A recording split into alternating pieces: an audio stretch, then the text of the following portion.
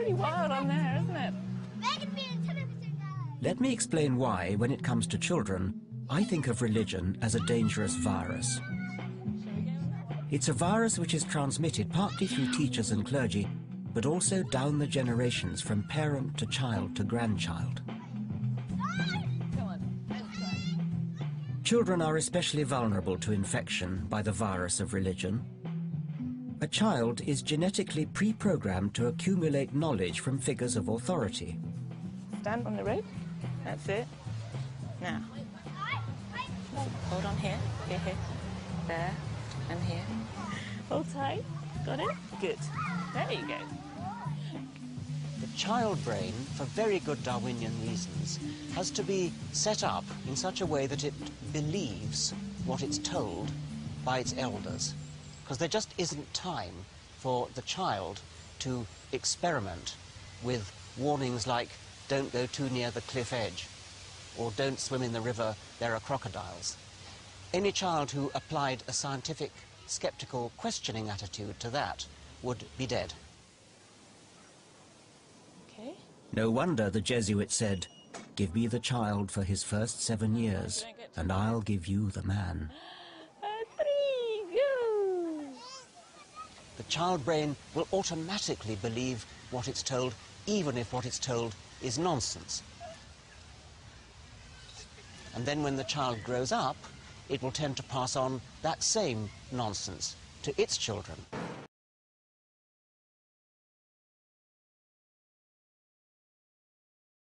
I think we should look at the history of religion and be fascinated by it, just as we look at the history of art and so on.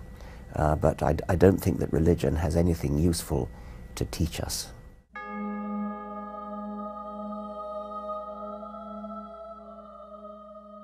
One of the main reasons why people are religious is because they're persuaded by the apparent design of living things. And that's completely destroyed by Darwin. If you actually read any book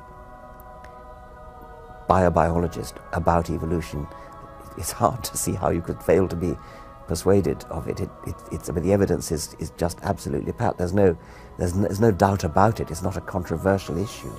It's completely certain. It's as certain as the fact that the Earth and the other planets orbit the Sun.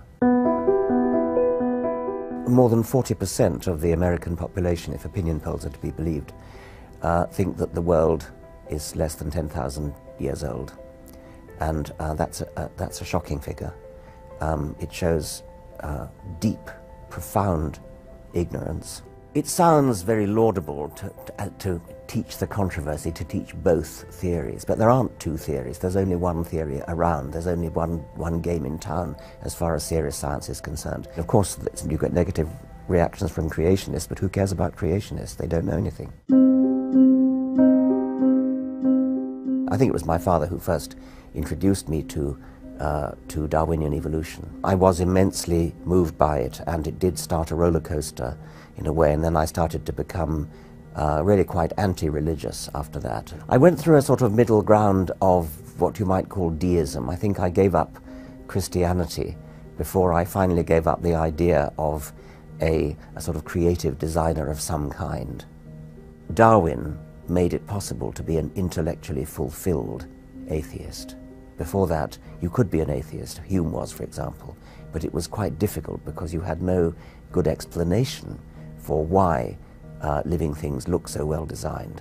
Darwin provided that.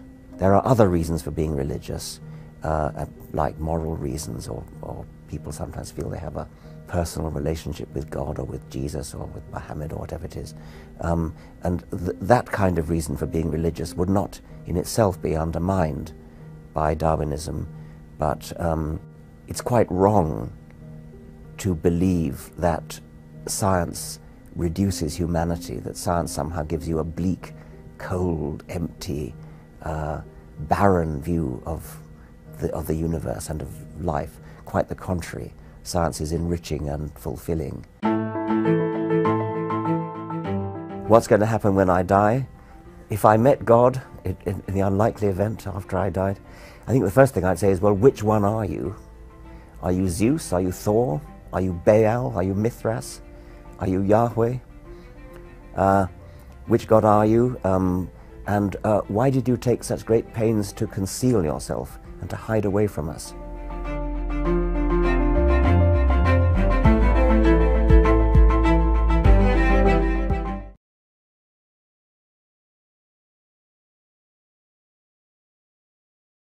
When I meet somebody who claims to be religious, my first impulse is don't believe you. I don't believe you until you tell me, do you really believe, for example, if they say they're Catholic, do you really believe that when a priest blesses a wafer, it turns into the body of Christ?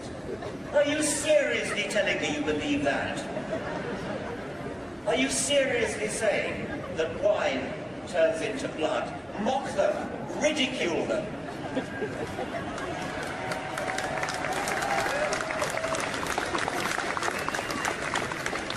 In public, don't fall for the convention that we're all too polite to talk about religion. Religion is not off the table. Religion is not off limits. Religion makes specific claims about the universe which need to be substantiated and need to be challenged and, if necessary, need to be ridiculed with contempt.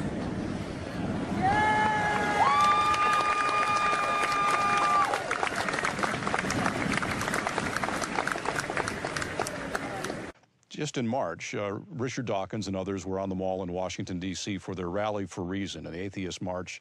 10,000 showed up. And Dawkins told the crowd they should ridicule religious people. Let me quote him. He says, "Mock them, ridicule them in public. Their beliefs are insane, therefore they should be ridiculed with contempt." It appears he's reading from an old script that goes all the way back to Hosea, isn't he? You know, when I heard that and read this, I read it hours before my talk at the University of Hawaii. And interestingly, that the University of Hawaii has one of the leading departments globally on world religions. Some of the finest minds years gone by used to use some of their writings and so on. I began my talk by saying I support what Dawkins says, that we should ridicule people with religious belief. And I would recommend that he begin that statement in Saudi Arabia and let him start. And the audience just roared, you know, so there was maybe nasty comment to make. He is really complimenting this society of Christians by saying things like that because he can say it with impunity. I dare him to go to Saudi and do that. I dare him to go to Iran and do that. The least he will find out is that not all religions are created equal. So to make a statement like that, he reminded me of two other things. I remember as a youngster, I think I mentioned it in one of my books, I was in the city of Nagpur. I was in my 20s or early 30s preaching, and I saw a crowd gathering. And I wondered what was going on, and people were laughing and slapping each other on the back. I gathered around I thought some magician was doing his tricks. It was an insane man. It was a man who was unclothed, literally with stones and stuff, scratching himself, dancing, behaving in a sad way. And I remember my eyes filling up with tears, and I thought to myself, is this really some form of entertainment to laugh at a madman? If he's telling us our ideas are insane, what does mocking do? If it's an insane idea, what does mocking really do? But there's something deeper with what he is doing philosophically. Two things. Number one is this. He goes on in endorsing a most recent book that has been written, that we now have the answer, how something can come from nothing. And it's this age-old rehashed quantum vacuum that out of which pops up some kind of a particle that, you know, can explain the existence. First of all, it's a misuse of what a quantum vacuum is. No quantum theorist actually tells you that a quantum vacuum is nothing. It's not no thing. There is a pattern. There is the subatomic activity that is going on. So it's not nothing. But suppose it is nothing, meaning no thing whatsoever. What does that do to atheism? I thought atheism's entire definition was everything that is matter. It is a materialistic framework from start to finish. But if the starting point is nothing, then it's not a materialistic framework, it's nothing. And if you're starting from nothing to explain everything, then why not end up in nothing, including meaning? So who's to be mocked here? He's the one who wants to talk about the wonder of beauty and all of this coming out of nothing. That's the insane idea then. That's the thing that needs to be mocked. He's making something out of nothing, making it appear to be nothing, out of which he wants to build everything. It violates the very fundamental starting point of atheism. So even if he is taken practically, I dare him to do it in a counter perspective like Islam. If he is doing it equivocatingly, then it is not nothing, it is something. If he's mocking something insane, then the insanity actually lies on the side of the mocker. Everything he calls for there violates reason. But this shows you who Dawkins is. He is driven by hate. And that's why many respected atheists want to separate themselves from him. Even secular thinkers took issue with that statement of his and called him to task on it. Dawkins is an angry man, and one day that anger will catch up with him. In a world of civility, you do not mock a counter-perspective. You dialogue with a counter-perspective. You mock a counter-perspective, you provoke the baser instincts in a human being.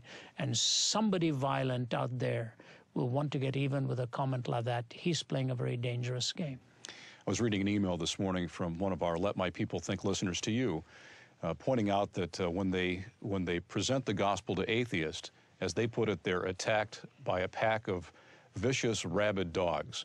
So it's already happening. So what would you recommend to people who find themselves in a position where atheists are mocking them in this way? Yeah, you know, once upon a time, all of my answers would be very ironic, very warm, very cordial.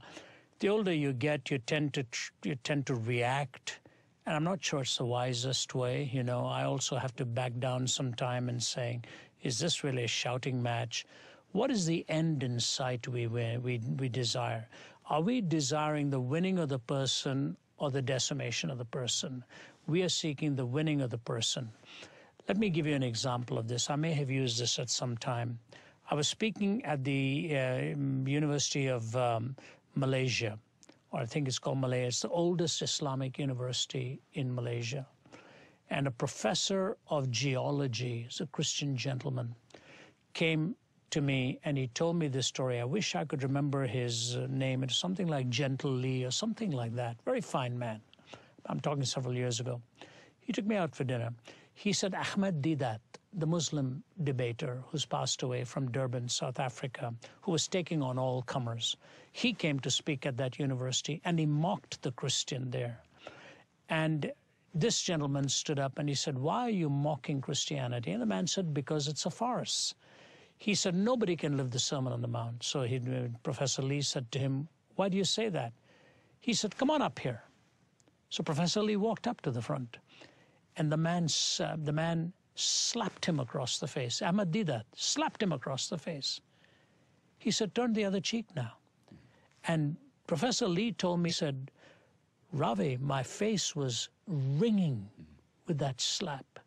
And I turned the other cheek to him. He said, Deedat didn't know what to do. The audience was packed. He said, all right, I won't go that route. But the Bible also says if a man asks you for your tunic, give me your cloak also, whatever. He said, take your trousers off for me.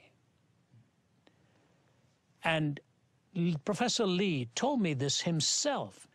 He said, I looked at the audience, many of my students in there. I said, please forgive me for doing this. And he took his trousers off and was standing in front of the audience in his underwear. And Deedat was just mocking and laughing at him. And then he picked up his clothes, walked out of there. He said, Ravi, my office was lined up with Muslim students the next day, begging for forgiveness for what was done to me. And this kind of nonsense that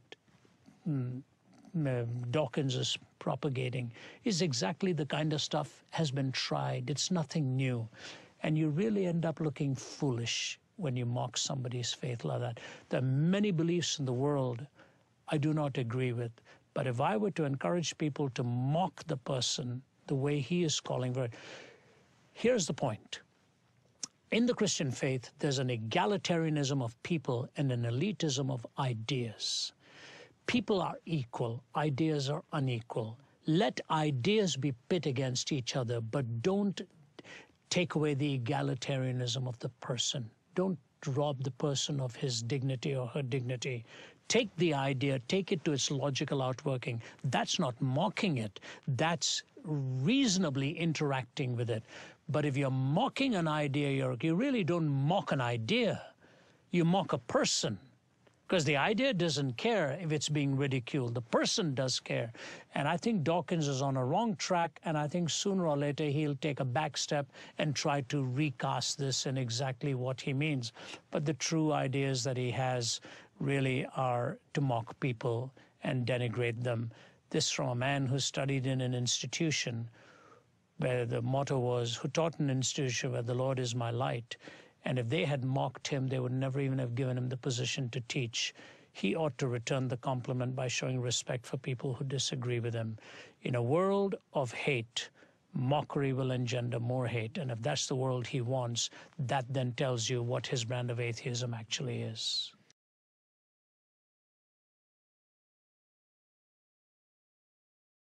You know, there's a bumper sticker that was doing the rounds in the 80s and in many parts of the U.S., which said on the back, there will, as long as there are math tests, there will always be prayer in schools.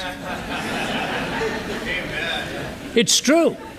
You can't ban a student from praying when he's looking at a question paper in an exam and he knows he's going to flunk it. You better believe he's going to call out to God. In fact, I don't know how many of you know the name of Richard Dawkins. Do you know the name of Richard Dawkins, that very noted atheist, belligerent atheist? I want to tell you something fascinating that happened, and this is a true story. It happened a few months ago. He was on a radio program on the BBC, live. And he was dialoguing with one of the ministers of St. Paul's Cathedral. And he was, as usual, but Dawkins just very belligerent and hostile and verbose and all that he does to criticize believers. And he said, you know, Christians are basically very unintelligent people.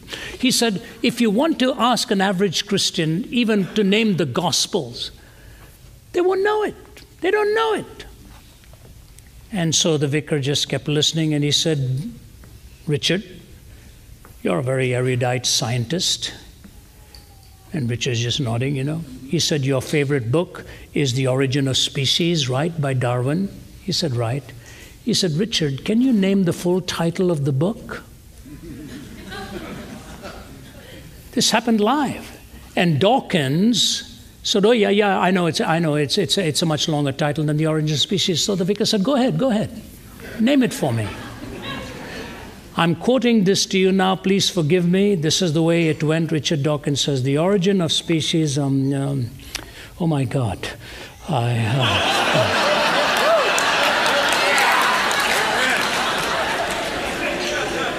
The ultimate proof of the sovereignty and omnipotence of God is that it even takes an atheist who doesn't believe in him to call upon him to remind him of the title of the book that helped him deny him.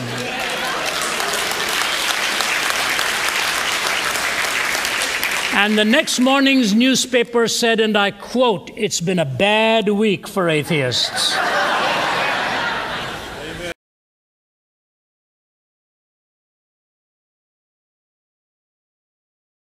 Personal story segment tonight. Author Richard Dawkins is a committed atheist whose new book says evolution should be taught to every child, and faith-based beliefs like intelligent design are hooey.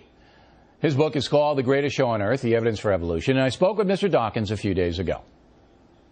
Now, when we last left you, Mr. Dawkins, you were selling your book, The God Delusion, big bestseller, based on atheism is good, and those of us who believe are kind of sappy. Now, I want to show the audience the key part of that interview, and then we'll get to your new book. Roll the tape. I'm throwing in with Jesus rather than throwing in with you guys, because you guys can't tell me how it all got here. You guys don't know. We're working on it. Physicists are working. When you get it, then maybe I'll listen. Yeah. Well, no, I mean, if you look at the history of science over the centuries, the amount that's gained in knowledge each century is stupendous. In the beginning of the 21st century, we don't know everything. All right, when you guys figure it out, then you come back here and tell me, because until that time, I'm sticking with Judeo-Christian philosophy.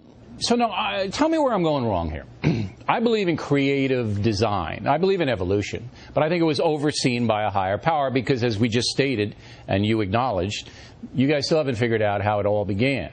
There's a great deal that science hasn't worked out, and we don't know how it all began, but it's a most extraordinary piece of warped logic to say that because science can't answer a particular question, you're going to throw in your lot with Jesus, and there's no evidence that he did it either. You'll never get any evidence for any of them. Throw in your lot with science, which at least is working on the problem. Well, here's the problem that I have with throwing him in a lot with science. Science doesn't advance the human condition in any moralistic way, and Jesus did. See, my thesis is that if everybody followed the teachings of Jesus Christ, that we'd have peace on earth, love your brother, everybody love one another, and we'd almost be an idyllic civilization.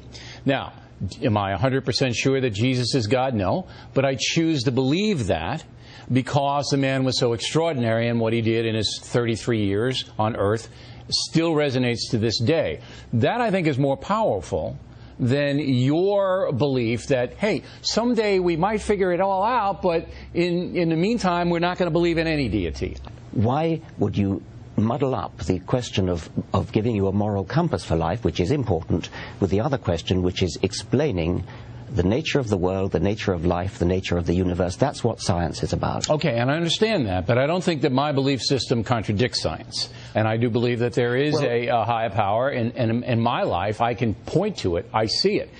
But what disturbs me about you guys, and I'm putting you into this category perhaps unjustly, is that you seem to look down on believers. Well, there is a problem when you guys, if I could turn it back on you, try to say that because you believe what you do, because of a holy book and because of the way you've been brought up, therefore that entitles you to go into science classes and tell teachers what they can or cannot teach. You may think that God oversaw evolution, and that's a point of view that you could probably defend, but leave it out of the science class. It's not fair to leave it out of the science class if the science class is incomplete. And you, by your own admission, say, we don't know how it all began. So if the science class is going to say evolution only, but I really don't know how it started, that gap has got to be explored. You must see that it's quite a remarkable piece of illogic to say that because science can't fill a particular gap, therefore we have to turn to Christianity. You don't have to turn anywhere, you just have to present it. You don't have to turn to it, you present it. Will you listen to me and stop shouting at me? Well, turn your earpiece down. I'm not shouting, that's the way I usually talk. Go ahead. Okay, I know it is. I've been warned about it. Just because science has a gap in its knowledge, that does not entitle you to turn to any other particular alternative. Pick on a better science. No, that's fascism. For you to say that you can't mention fascism? Yeah. For you to say that you cannot, in a public school classroom, a science classroom, talk about brilliant men, and I mean brilliant, smarter than you, who do believe in a higher power, who do believe that there was an overseer of the universe. If you insist you can't even mention it, that is fascism, sir.